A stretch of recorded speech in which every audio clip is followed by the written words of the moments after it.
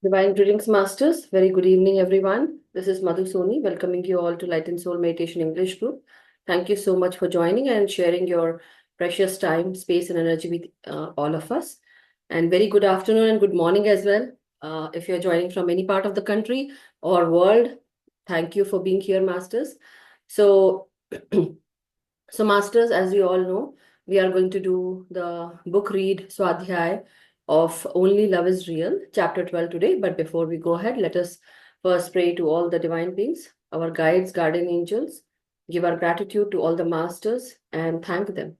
So let us join our hands and pray to all the divine beings, ascended masters, Param Guru Mandali masters, Saptarishi Mandal masters, the Siddhas, the teachers, gurus, healers, mentors, coaches, and all the masters who are connected with the Most High from the astral realms, pyramid world, crystal world, the spiritual world, and also the masters who are our guides, guardian angels, loved ones, ancestors, masters from the angelic realm, elemental kingdom masters. We are really grateful and blessed to have you all in our lives, helping us, supporting us, and guiding us.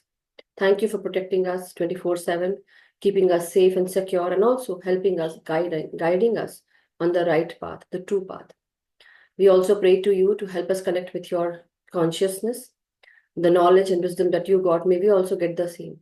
Apart from that, we also would like to connect with your consciousness and align with the highest timeline that we have set for our incarnations, as well as the soul planning and the soul purpose that we have curated for ourselves. We want to align with the same. Please guide us, help us, and align us. Thank you so much. And we are really grateful, blessed to have you all in our lives. Thank you, Masters. Thank you to all the meditators who are here. So, Masters, as you all know, today it's the chapter 12 Swadhyay of Only Love is Real. So, let me share the page and we'll start. Here it is. So, let me know if you all can see. Give me a thumbs up. You got it? Okay. Thank you. Let me zoom this so that we all can read it. Okay. In this chapter 12, Dr. Brian Weiss has written this book, but this quote or the lines, just like poem, is being written by Frederick the Great. He says, "Though I may not be a king in my future life, so much the better. I shall nevertheless live an active life, and on top of it, earn less ingratitude." Here, ingratitude meaning that you are not kind to all the gratefulness that people are doing around you, helping you. So you're not that kind and not saying thank you, basically showing the thanklessness. But here in this line, though I may not be a king in my future life. So for the next incarnation, Frederick the Great is saying that maybe I might not become a king or living a good life or royal life in my future life. So much the better. It is still better, it will be better. I shall nevertheless live an active life. Basically, he's also saying that I shall nevertheless, I won't be living an active life, or I will be living an active life, and on top of it, maybe I might be living an active life, but um, on top of it, earn less ingratitude. Basically, earn less thanklessness. So he wants to share that, whatever life he lives, whether it is not a royal life, but he does not want to be thankless. He wants to be thankful, like how we started our session, giving gratitude and thanks. So that is what he's saying, that it does not matter if we are rich, but we should be in gratitude mode. We should be thankful for all that we are receiving in life. We just need to be active. We have good hands and feet. That is what it means, Masters. So this is what is the starting of the chapter 12. So let me start with the book read today. So here in this chapter 12, now Dr. Brian Weiss is actually going to start the past life regression for Pedro.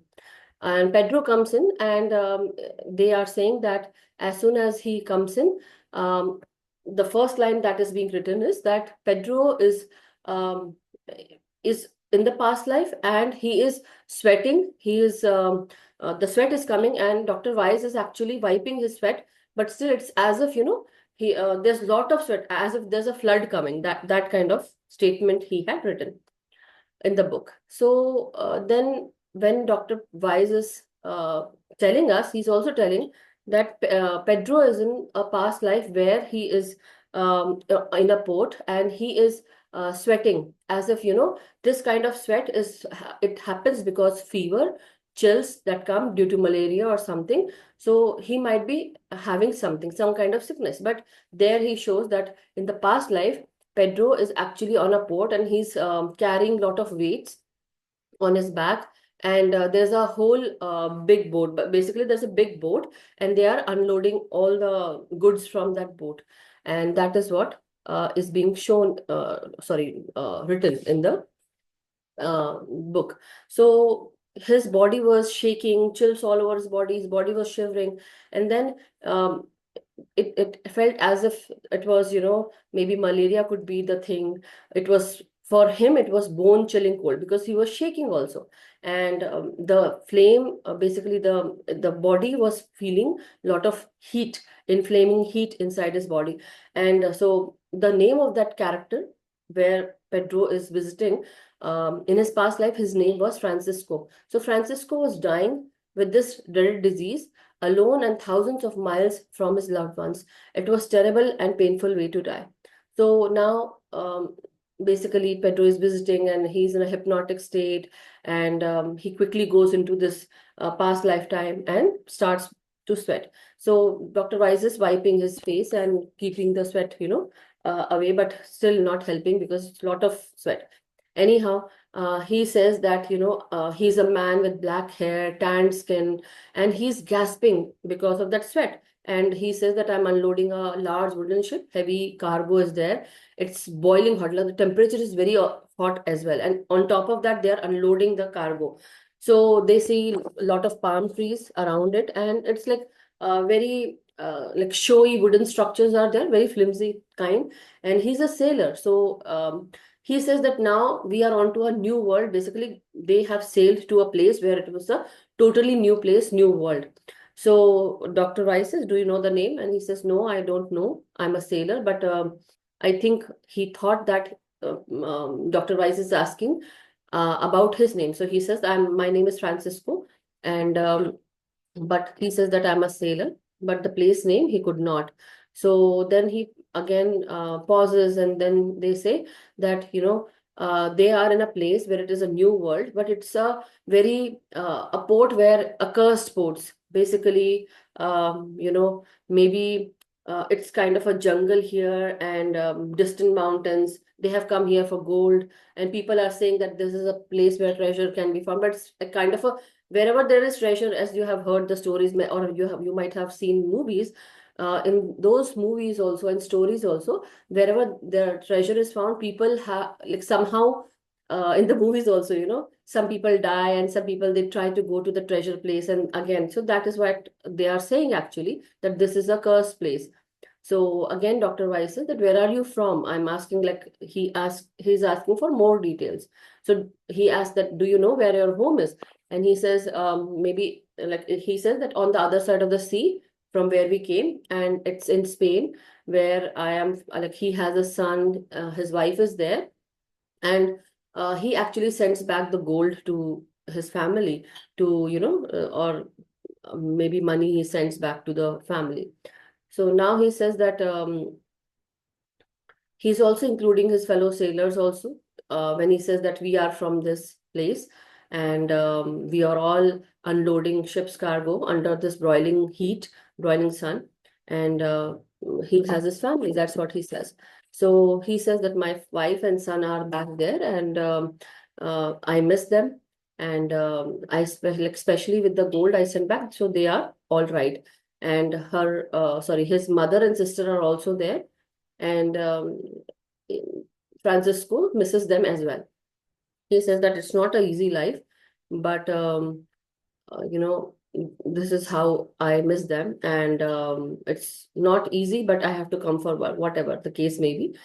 So he's working, and now he is. Dr. Weiss says that he wants to learn more about his family. So he says that, okay, again, I'm going to take back you in time, And he says that back to your family in Spain, to the last time you all were together. So before this new world journey began. So he tapped on his forehead and he counted backward from 3 to 1, and he reached.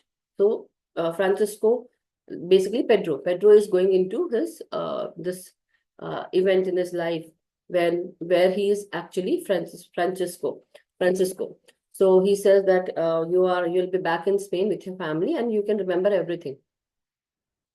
So he says 3, 2, 1, and he says, be there. That is the line that is written. So Pedro's eyes were moving under closed lids as he scanned a scene. So he says that now I can see my wife and son, and like we all are eating, sitting on table and chairs. On the wooden tables and chairs are there, and his mother is also there. So basically, Dr. Weiss says, okay, look into their faces, and as he was instructing, so see if you can recognize them as anyone in your current life. So as he was looking into everyone, then he says that I can recognize my son and he is my brother. So his brother is basically in the past life, it is Pedro's son. Sorry, it is Francisco's son, is Pedro's brother in this lifetime. So, and Pedro's brother in the past also, in the past stories, what we have read, that Pedro is basically, there are three siblings. One is the elder sister, second is the brother, who is 2 years elder than Pedro, and then Pedro. And his elder brother, which is like 2 years elder to Pedro, has died due to something. And in another past life, when he was taken into another past life in the last class, last to last class, he was basically an abbot. So, and who was abbot? His brother. Pedro's brother was an abbot. And this Pedro was in the monkhood, basically, where he was forced to go into monkhood, right? And his family, basically, Pedro used to love. Basically, Pedro was like he uh, loved a girl, but he could not marry her because of family's pressure, as they were forcing him to go into monkhood.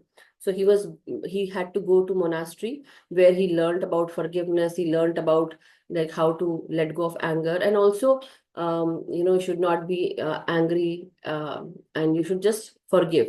So that is what he learned, and about anger issues, forgiveness, and also ego, and how to love unconditionally.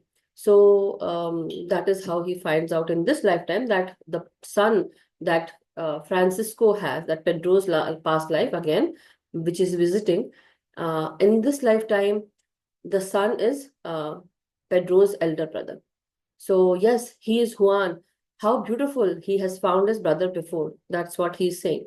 Anyhow, now going on to the and then he is now going on and ignoring his mother, but looking at his wife, and he says that he really loves his wife, and we love each other deeply.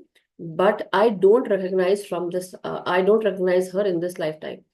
So he says that our love is strong. So if you remember, Masters, Pedro is basically not married. He's 29 years of old and 29 years of age, and he is still looking for someone to get like he is still looking for someone where he can get married to that lady. He wants to find a lady for himself, but he is not successful. But in this lifetime, the past lifetime, he sees as Francisco's that Francisco has a wife, has a son, and mother sister are also there.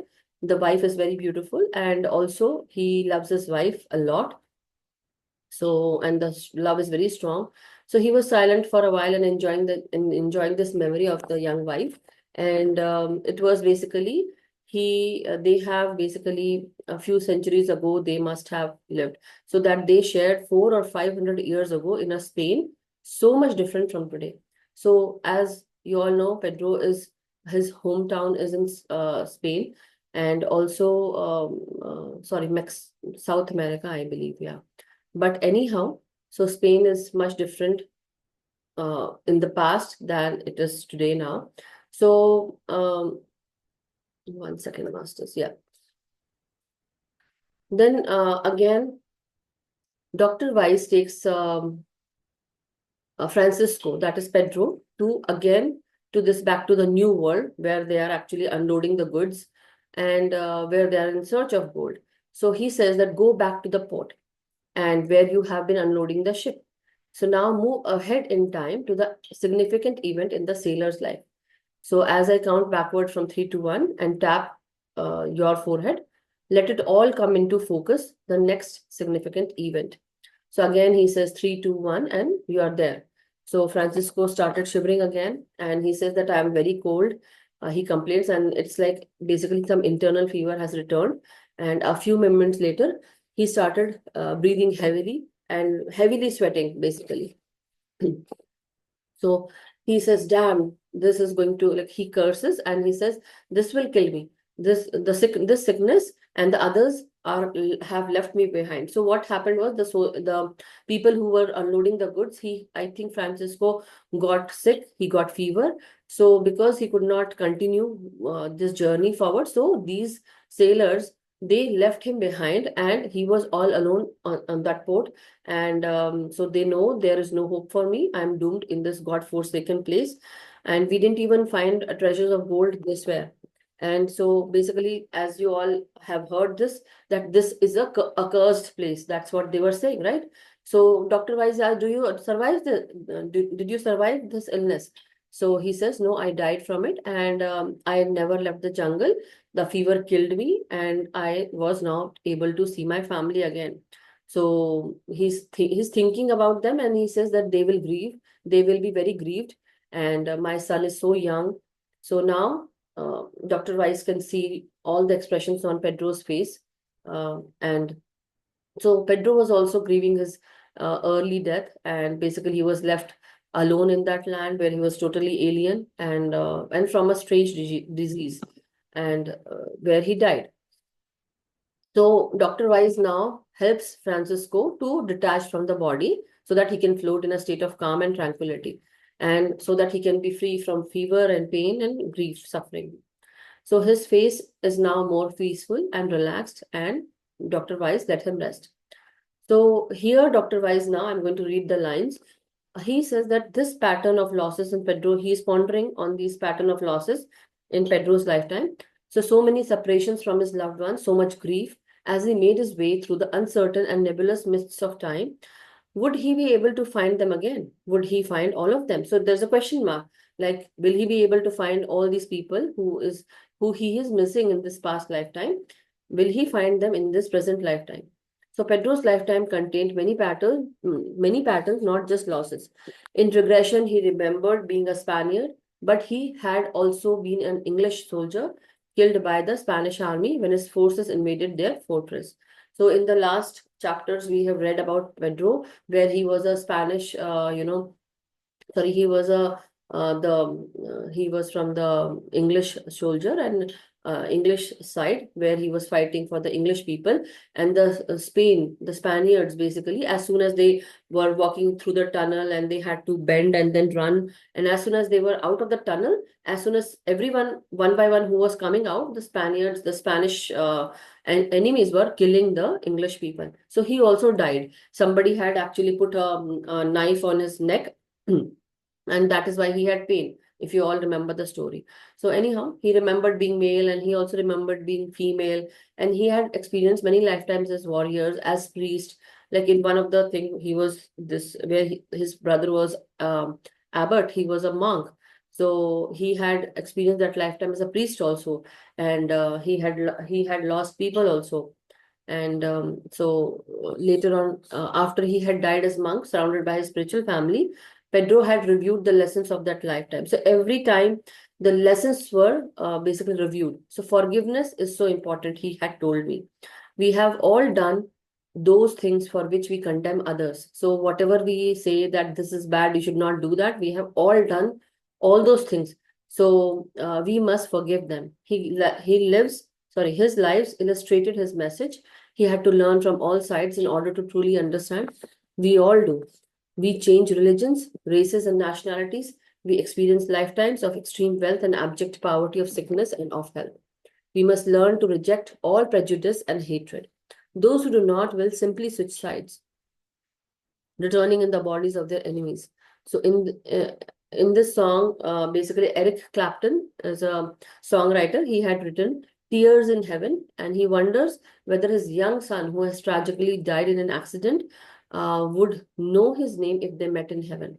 So that is what he has written, that it's about past life. If you have not past life, sorry, if there's someone who died in your family, and will you be able to meet them in the heaven? And will that like, maybe I think that song, I did not have time to check this song, but do check this song, masters.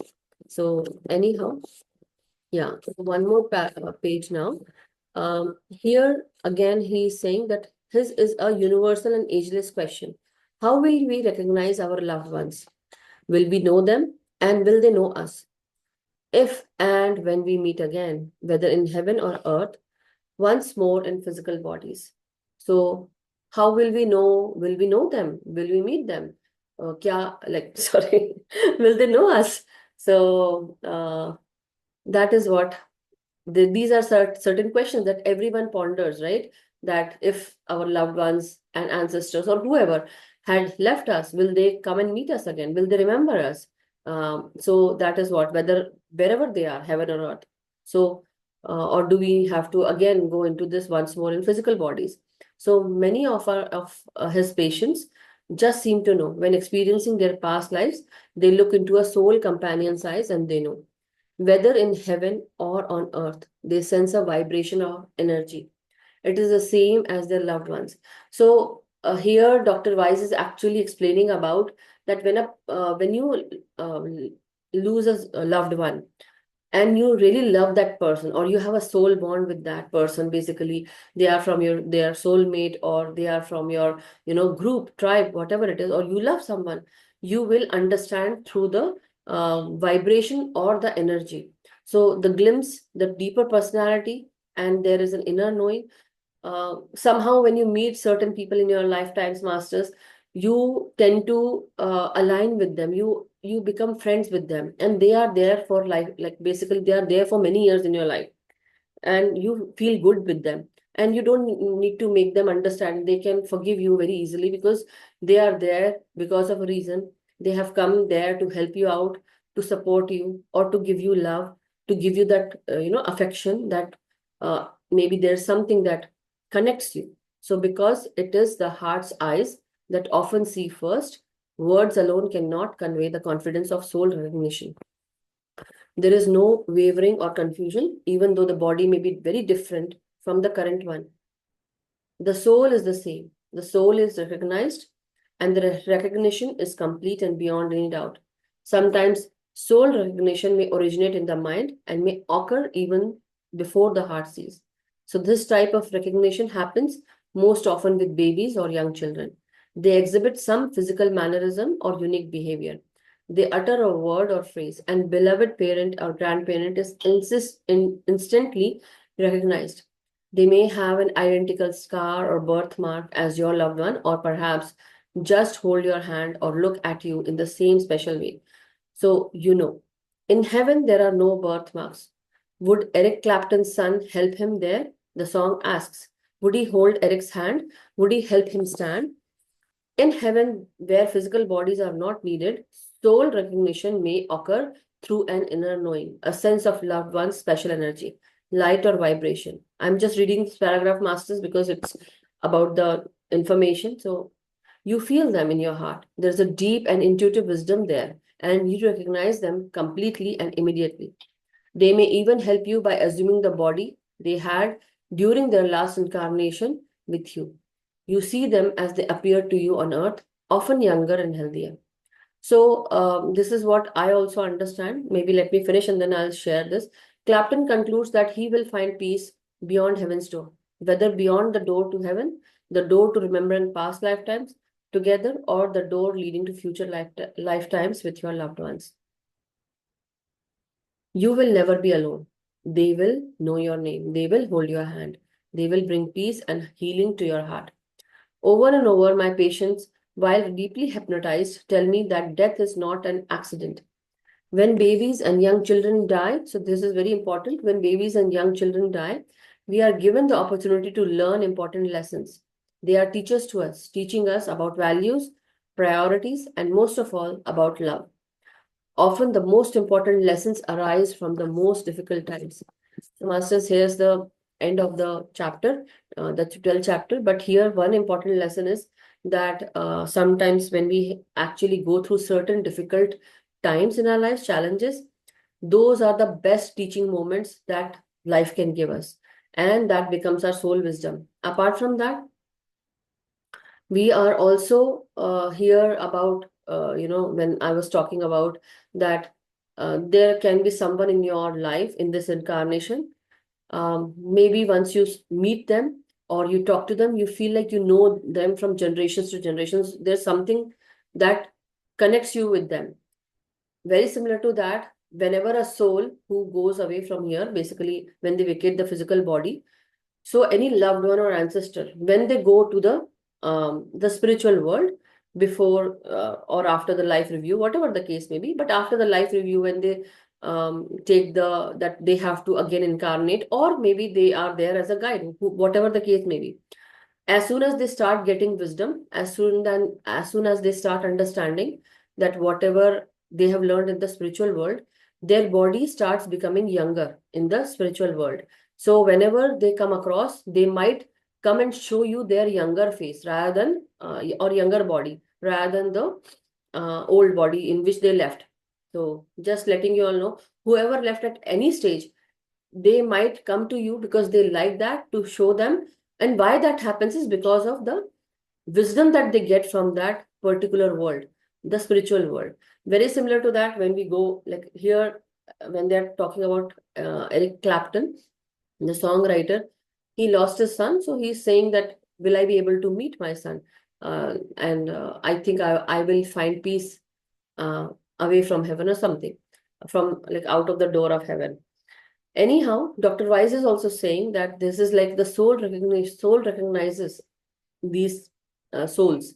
You will know the energy imprint is there, the vibration is there. And the other masters who will come, the gone loved ones, when they come to you, they will come and show you that who they were in the past incarnation with you. So that also was very wonderful to know.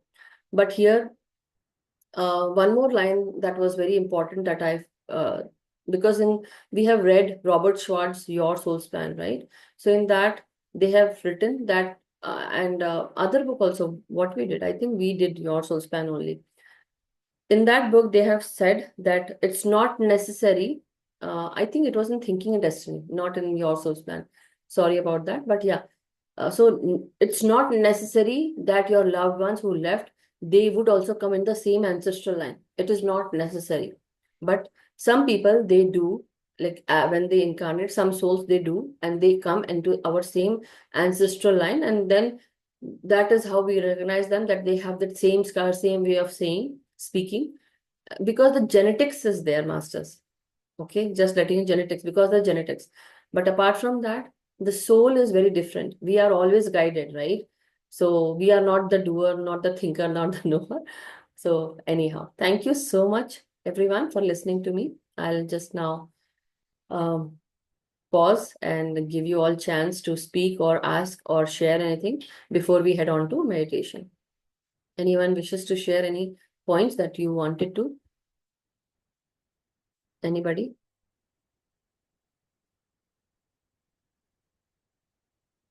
Okay. So, yes, Rani ji.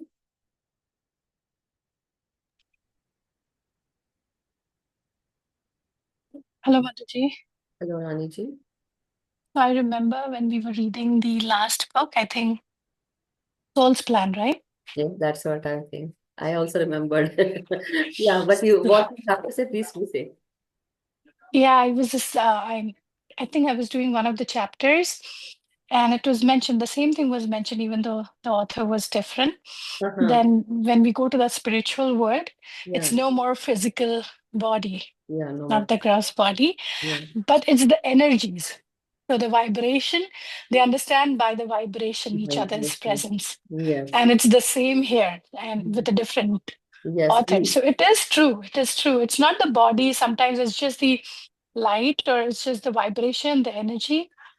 I know. Yep, Um, yep. but even if we see the form, it's like the subtle form, right? So Yeah, there it's is, a little complicated, I would say, but still, we understand people from the how we can align with them so beautifully well, like without any hassle. If we even fight, or that if we have certain things in our heart or mind, that they did not like they were not doing the thing that we wanted them to, or there's some kind of a fight kind of situation going on, but still we are not fighting with them because we don't want to. The point is yeah, because we love them. That is that why we feel that unconditional love feeling. It's unexplainable. I cannot really because I felt yeah. it, so I know why. And so for certain people, you'll be fighting with like anything. And also, it was a relief to hear that yes, your loved ones will be waiting for you and will be welcoming you when you go there. So Yes, I think yeah. for this wonderful, maybe next time we can do this wonderful book, The Laws of the Spiritual World. It's a Mm, wonderful book, and in that book, this is what is mentioned that when as souls, when we go onto the spiritual plane, first of all, we are very dazed, that what happened to us, and then as soon as we leave the body, first of all, our wherever accident took place or something happened, our body. Remains very stagnant, it's lying down, right? But the soul is hovering around that or near the body. And it's because we are not able to understand, but slowly that light comes on top of us or around us, and it wants to take us away from there. And then because we can't live here, we can't stay here, our body needs more energy. So some people, when they vacate their body, their soul goes very easily, they are taken there. Some energetic blueprints are, I would say, still remaining in the physical world. And that is why the earthbound soul problem is there. Basically, challenged, not able to liberate themselves because the wisdom, they could not get that wisdom.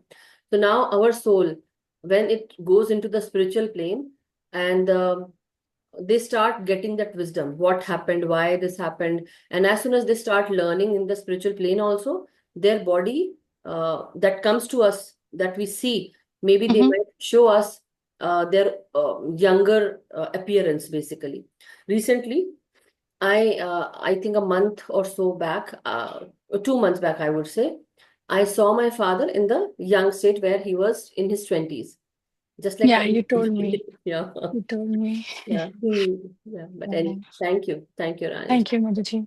Yeah, Nirja ji. Yeah, and it's a beautiful story. I just had just two comments. If Mm-hmm. um, like when you see somebody, sometimes you have that. I think you might have mentioned it. It's that immediate connection. You don't feel the newness or strangeness. You're able to connect. Yeah, Sometimes on the plane or something, right? You're sitting and traveling, and with some people, it's so easy to talk, and you wonder how it is so easy to connect. correct. You don't And need to make them understand. They just know you. they They just know your heart. They know your mind. It's so like as if they're reading your mind, right? yeah. Reading you. And who knows, they could be part of the soul family at some time.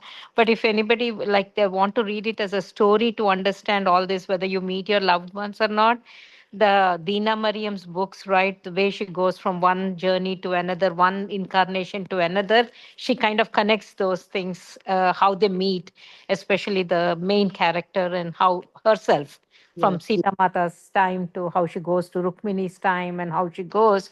And Mhm. one time she's, I think, in Poland or something too. But it's very nice. And each time she's able to meet somebody. But and Yes. then yeah, so And when I was reading this, the first two, three page paragraphs, so I also, when Dr. Brian Weiss is saying that 3, 2, 1, you are there, be there. I closed my eyes. I also did that self-hypnotize thing to my own self. And I was taken back into that lifetime. And I was like, wow, really? This happens?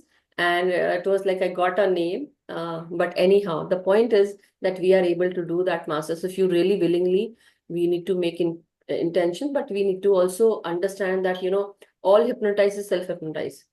You can, if you want to control yourself, you can. If you don't want to, you can let go of control and you can go and hypnotize yourself. But hypnotize only happens when you basically are leaving that control. But most of the time, many people don't do. So, You hold on. Mhm. yeah.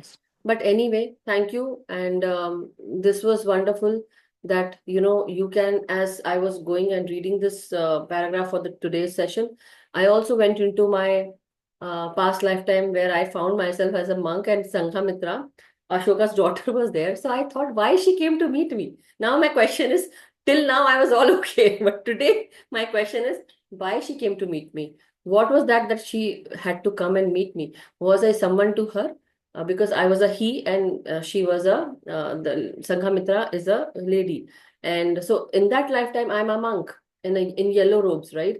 And so it was really, now my questions are there. Why? Who? So anyhow, thank you so much, Nirja ji. Thank you, everyone. Okay.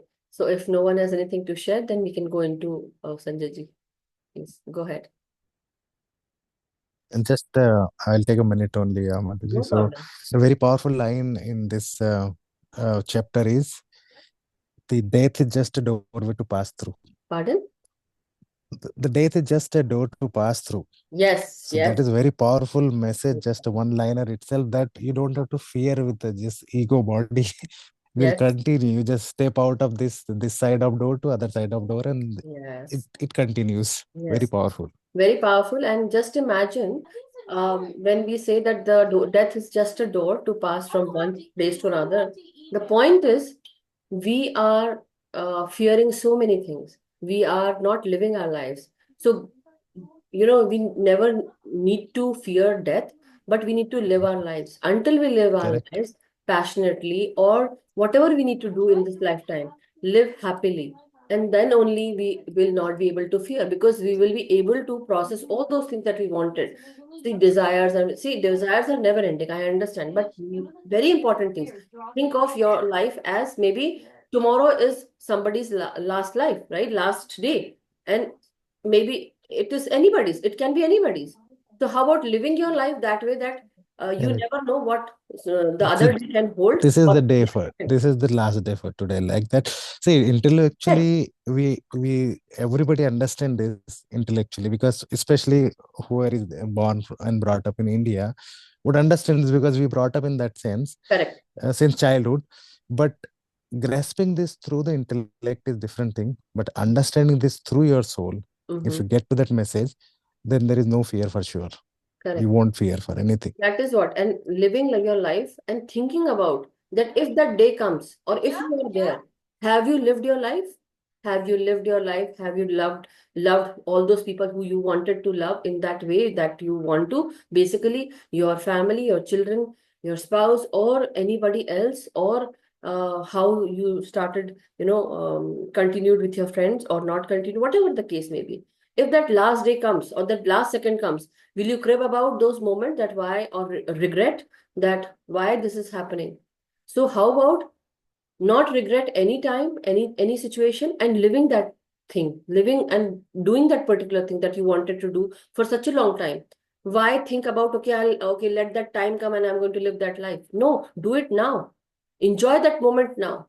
That is what I am always, vouching for, that do this, live your life, do those things that you like it, and what you don't like, don't do it, but learn about them. Try to make yourself strong by learning those things, whether you do like it or not, but at least you should know about it. And there are certain things that so aligning yourself to the fullest, basically making yourself whole again and thinking that yes, I'm worthy and you can live your life. And so when the time comes, when you go from here, when the time is there to go, you won't have any regret, because as soon as you start regretting, that concentrated thought of regret is there in your mind. And what was that thought about? Maybe it was about your family, or maybe it was about somebody you loved, or maybe somebody you hate, or you wanted to do this. So for that concentrated thought that you had in your mind, for that you have to take another birth and come back. And if you want to liberate yourself, have no regrets. That is what the important point is, right? So anyhow, thank you, Masters. Thank you so much for sharing your wonderful views. Really, it was fabulous to have hearing from everyone. So let's go into meditation, and we have total 30 minutes till the time session ends, but let's go and do the 45 minutes of meditation. So take your take your position, masters. Sit cross-legged like this with your feet crossed, hands clasped, fingers into fingers, and closing your eyes. Take a deep in breath and slow out breath. The amount of time that you take in, have the same amount of time to exhale. Be very slow and steady with your breath. Let your body feel this restful state. Feel the peace entering your mind with every in-breath and out-breath. When you go into meditation, when you close your eyes, inhale and exhale, the point is to keep yourself totally in this zero state. Maybe we might not experience zero state at the start of meditation, or maybe whenever you remember the deep meditative states, you can recall that memory and straight away start from there.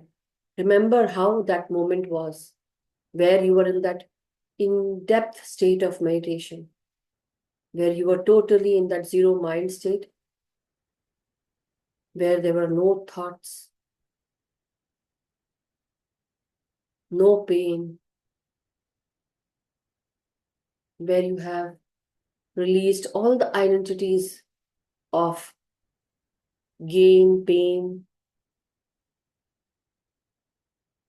letting go of any anger, any judgments, just inhaling and exhaling.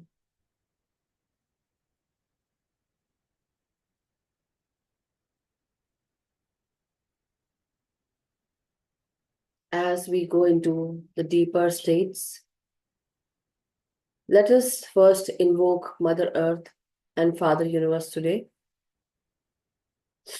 before going into meditation and deeper states. As you invoke the universal white light and the universe, we are receiving this cosmic energy from the cosmos, the divine white light, into our crown chakra, entering our parasympathetic nerves. And as we inhale, we are becoming more blissful. The mind becomes more tranquil.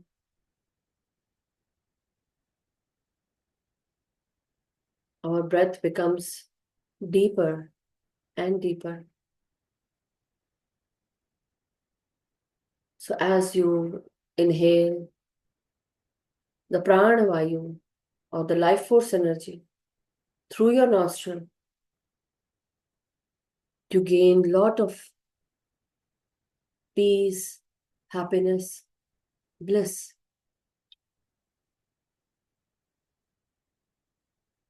Maybe you might not experience happiness at this time, but you will feel restful and feeling this blissful state as you're entering the depths of meditation.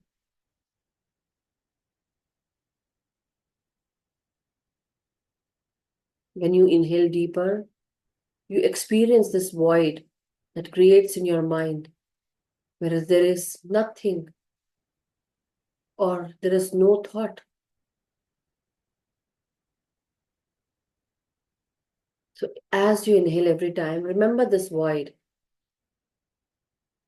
with deeper inhalation, where you close your eyes and go into the darkness of this depth.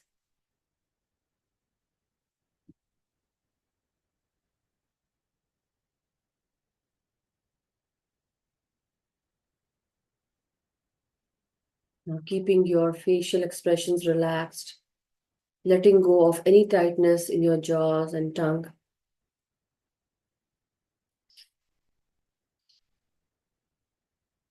Feeling at peace as you inhale into your brain, the back side, the frontal side, the temporal side of your brain, involving your sinuses, your temples, your ears.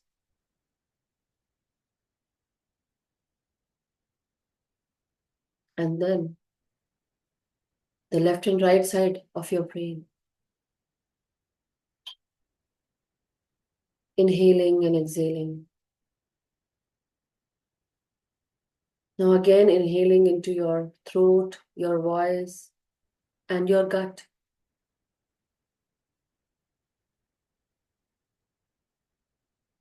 Feel that freedom as you inhale. Feel the smooth inhalation of every breath entering your voice box, your throat, and your gut.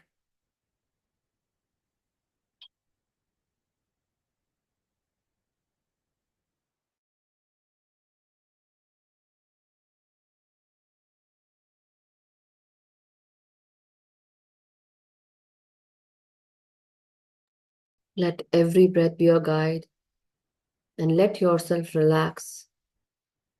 Let your shoulders relax.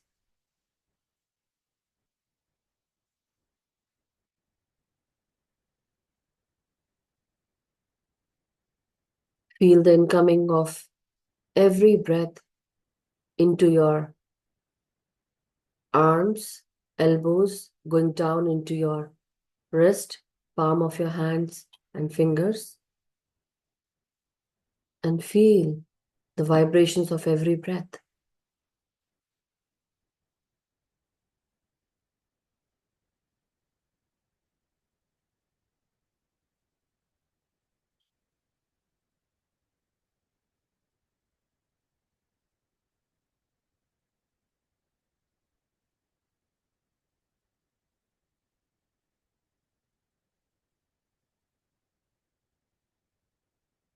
Let every breath enter your spine, your energy meridians, rib cage, upper back, middle back, and lower back.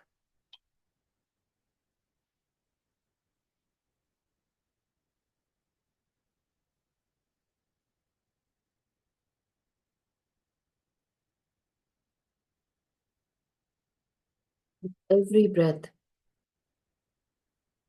you experience, your body is becoming more still.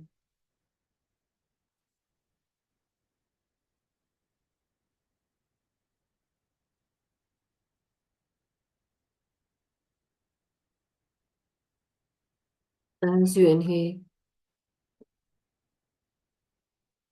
your gut, your voice, and your heart, your lungs are becoming more relaxed.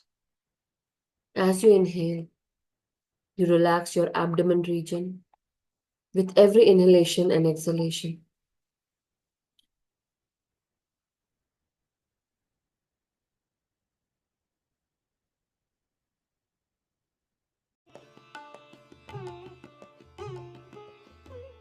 Every breath goes inside each and every part of your body, healing them, rejuvenating them, and relaxing them.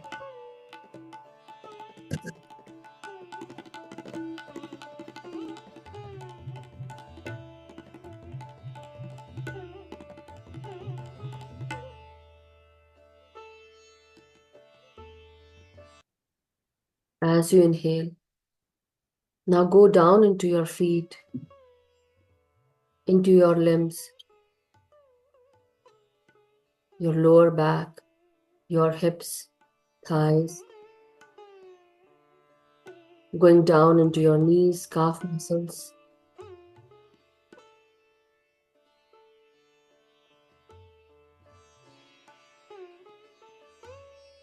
and then let this incoming breath enter your ankles, heels,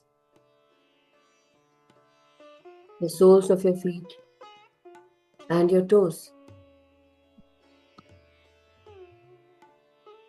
Your body in itself knows how to heal, knows what can make your body feel good, what to eat, what not to eat. Your body speaks to you.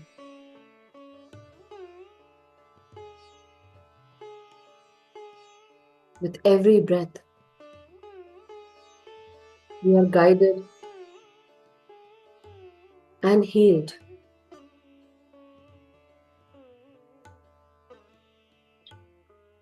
So inhale again deeply from your nostril. Let it enter your crown. And now go down through your brainstem into your spine, going down into your feet, and then grounding your energies.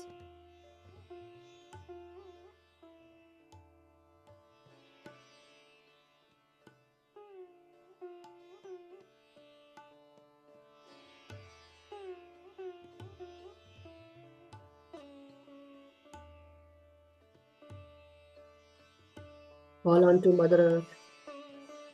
Give your respects, regards, and gratitude to her. And ask her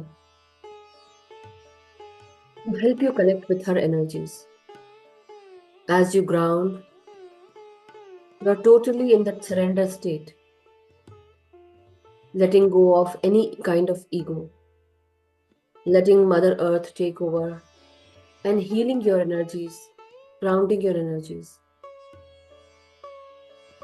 You feel that incoming of love, compassion, and kindness within you.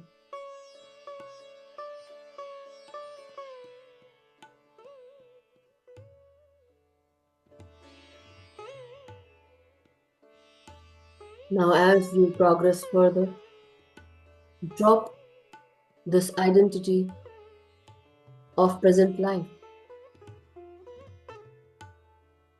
Let go of any thoughts of trauma, pain, losses, guilt. Letting all of these go from your mind. And now go into deep, deep meditative states. Forget about everyone. Only remember that you are in this deep, deep state where nothing exists, only the zero-ness.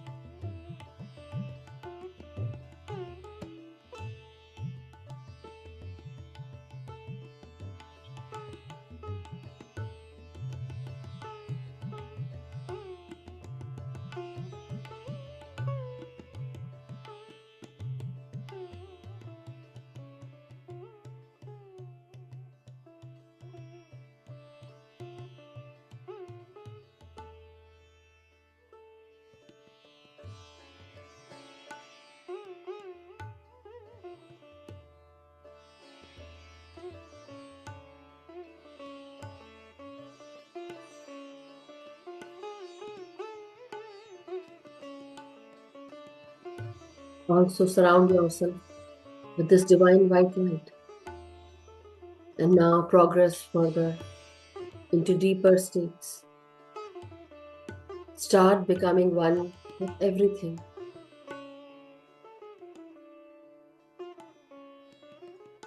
As if there is nothing that exists. No existence, just the zero-ness.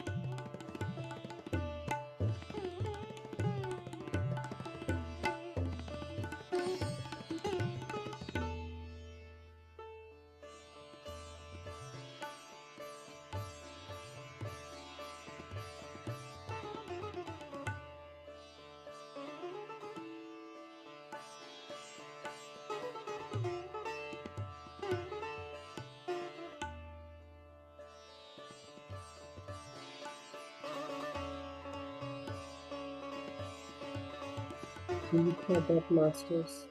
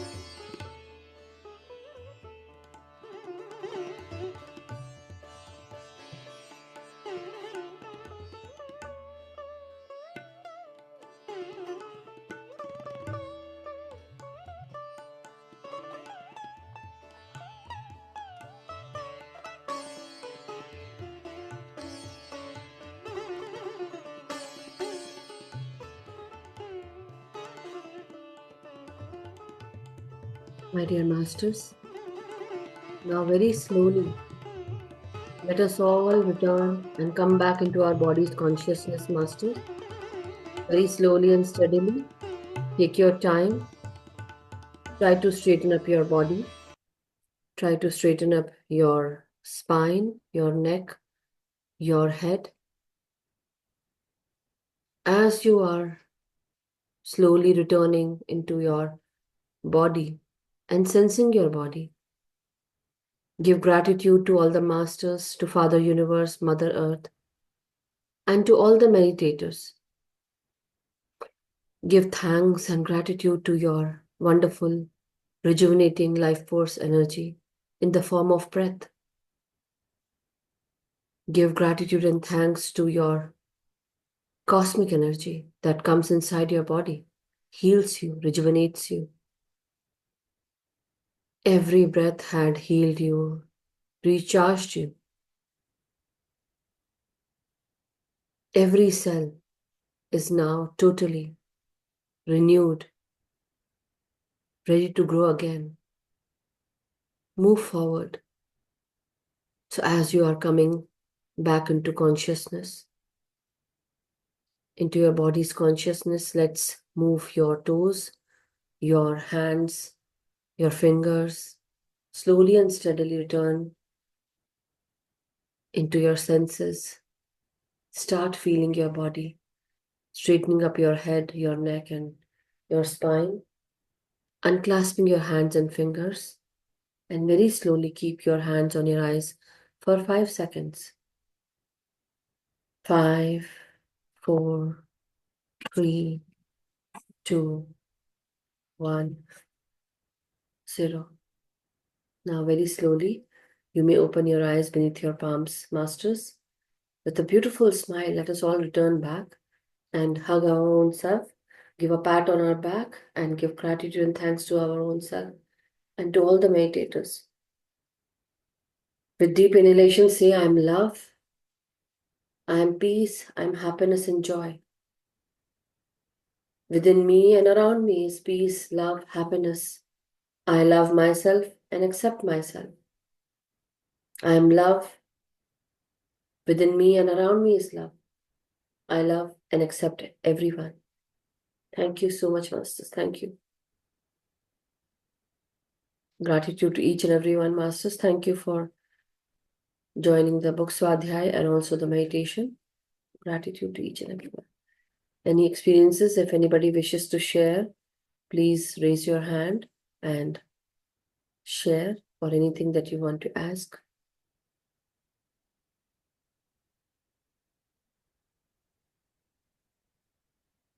Thank you so much, everyone. Thank you, Maji.